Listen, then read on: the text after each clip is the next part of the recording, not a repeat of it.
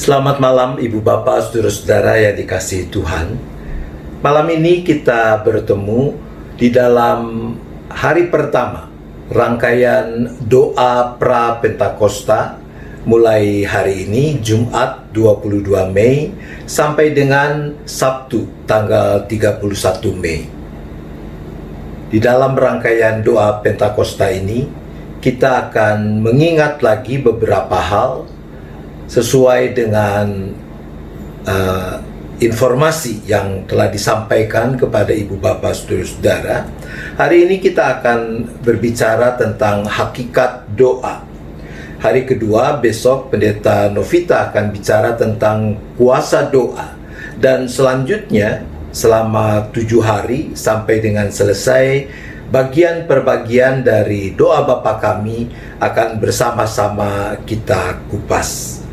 Kiranya kita semua boleh makin bertumbuh di dalam iman kita, di dalam pengenalan kita akan kebenaran firman Tuhan, dan di dalam kesungguhan kita untuk menjadi pengikut-pengikut Kristus, khususnya lewat rangkaian doa pra-Pentakosta ini. Tuhan menolong kita. Mari kita memuji nama Tuhan, kita menyanyikan lagu Jika Jiwaku Berdoa, Kidung Jemaat nomor 460.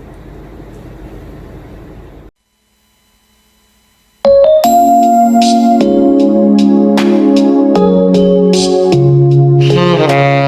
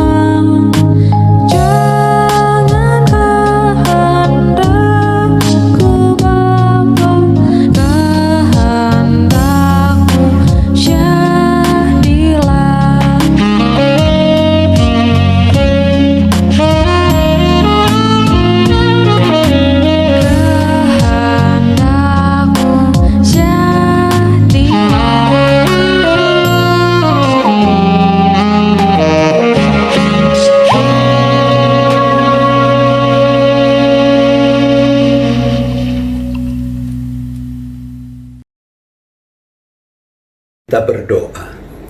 Bapa di sorga, kami menyerahkan rangkaian kegiatan dalam doa pra Pentakosta ini ke dalam tangan pimpinan-Mu, khususnya kalau hari ini kami mau belajar lagi, mengingat lagi tentang apa hakikat doa. Kiranya Tuhan menolong kami dengan terang dan kuasa Roh Kudus. Amin. Hakikat doa. Barangkali sebagian kita bingung, kenapa kita harus bicara lagi tentang hakikat doa? Bukankah doa adalah salah satu praktik kehidupan Kristiani yang sudah begitu sering kita lakukan? Sering kita lakukan tidak otomatis berarti bahwa apa yang sudah kita lakukan itu sudah tepat, sudah benar maknanya. Nah, karena itu di awal doa pra Pentakosta selama 9 malam ini, kita akan belajar lagi, mengingat lagi bagaimana kehidupan doa yang berkenan kepada Tuhan. Kalau kita melihat di dalam Kamus Besar Bahasa Indonesia, kata doa itu diberi arti permohonan dalam pengertian harapan, permintaan, pujian yang ditujukan kepada Tuhan. Lalu di dalam Oxford Dictionary, kata pray itu diberi arti wish or hope strongly for a particular outcome or situation. Jadi kalau begitu menurut kita, menurut Ibu Bapak, Saudara-saudara, apa arti doa yang sebenarnya? Nah, mari kita melihat beberapa ayat Alkitab yang sering dipakai terkait dengan anjuran untuk berdoa. Yang pertama dari Injil Yohanes, Yohanes pasal 15 ayat 7 yang mengatakan, "Jikalau kamu tinggal di dalam aku dan firman-Ku tinggal di dalam kamu, mintalah apa saja yang kamu kehendaki dan kamu akan menerimanya." Nah, bahayanya adalah kerap kali sebagian orang memotong. Hanya anak kalimat kedua yang ditekankan. Mintalah apa saja yang kamu kehendaki dan kamu akan menerimanya. Lupa, kalau ada syaratnya, yaitu jikalau kamu tinggal di dalam aku dan firmanku tinggal di dalam kamu.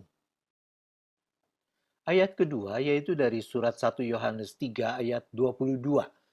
Dan apa saja yang kita minta, kita memperolehnya daripadanya, karena kita menuruti segala perintahnya dan berbuat apa yang berkenan kepadanya. Nah, sama seperti yang tadi, sebagian orang lebih suka berfokus hanya pada bagian pertama. Apa saja yang kita minta, kita memperoleh daripadanya. Lupa bahwa itu tidak boleh dilepaskan dari bagian berikutnya, karena kita menuruti segala perintahnya dan berbuat apa yang berkenan kepadanya. Itu yang mestinya terpenuhi sebagai syarat. Yang ketiga dari 1 Yohanes 5 ayat 14. Dan inilah keberanian percaya kita kepadanya, yaitu bahwa Ia mengabulkan doa kita, jikalau kita meminta sesuatu kepadanya menurut kehendaknya. Sami mawon. Orang juga suka menyalahgunakan ayat ini dengan menekankan hanya bagian pertama, bahwa Ia mengabulkan doa kita, tapi mengabaikan bagaimana doa itu dikabulkan jikalau kita meminta sesuatu kepadanya menurut kehendaknya. Kalau kita meminta sesuatu kepadanya menurut kehendaknya, maka pastilah Tuhan akan mengabulkannya. Kata yang paling banyak dipergunakan dalam Perjanjian Lama yang diterjemahkan dengan doa, berdoa adalah kata tefillah.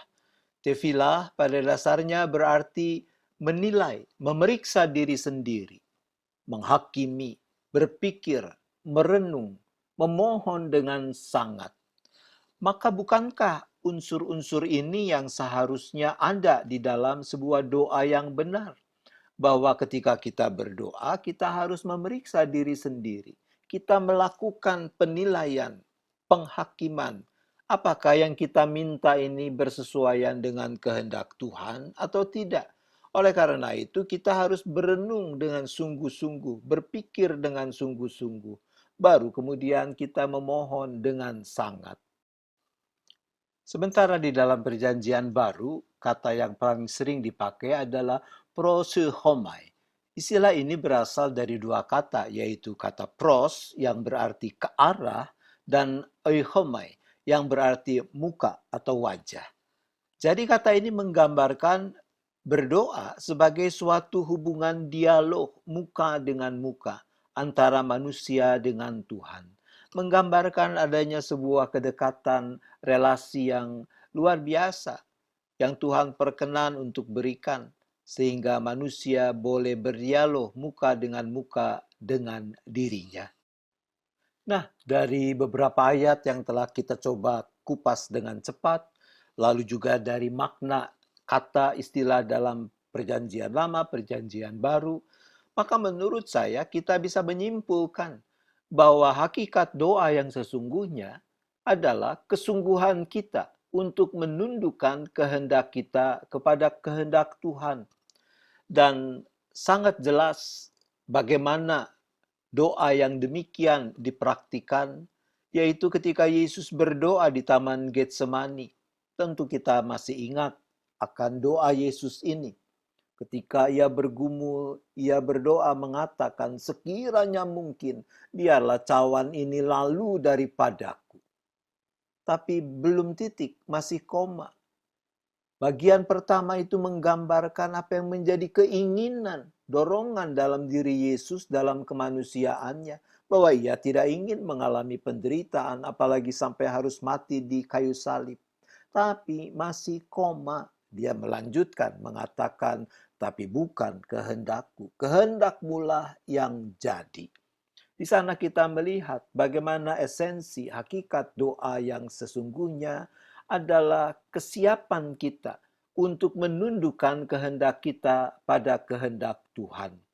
Nah, Ibu Bapak, Saudara-saudara, dalam semangat itulah lalu doa dimaknai sebagai nafas kehidupan orang percaya.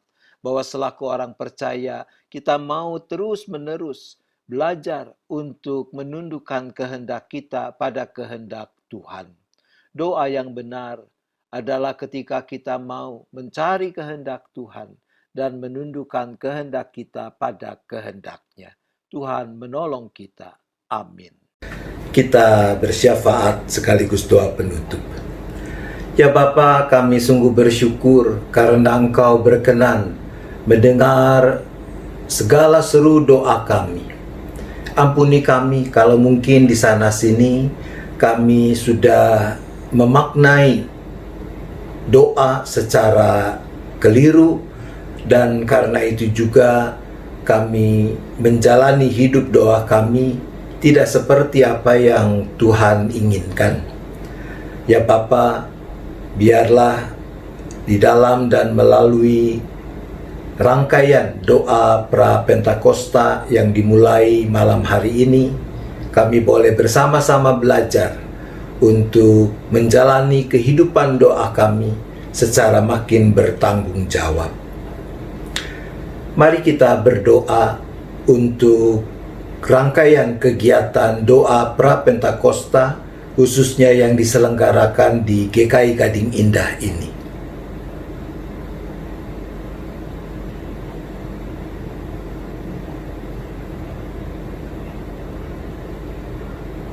Kita berdoa untuk berbagai kegiatan yang sementara waktu harus dilakukan secara online dalam kehidupan persekutuan selaku gereja, baik di GKI Gading Indah maupun di gereja-gereja lain.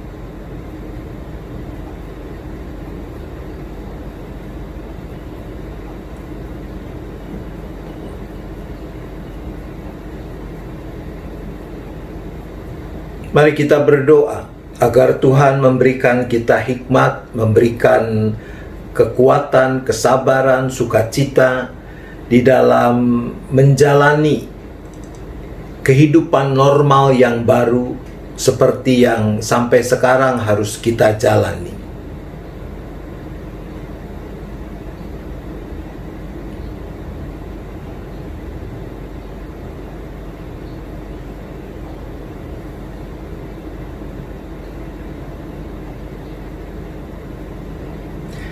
Kita mohon hikmat yang dari Tuhan menolong orang-orang yang punya kerinduan untuk mudik merayakan Hari Raya Idul Fitri dapat menahan diri dan tetap dapat bersukacita bersama dengan keluarga di berbagai tempat sekalipun dengan cara yang berbeda.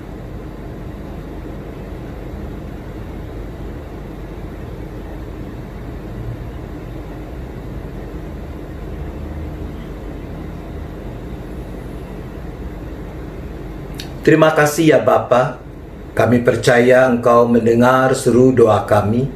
Bapa juga yang mengabulkan seturut kehendak dan kebenaran-Mu.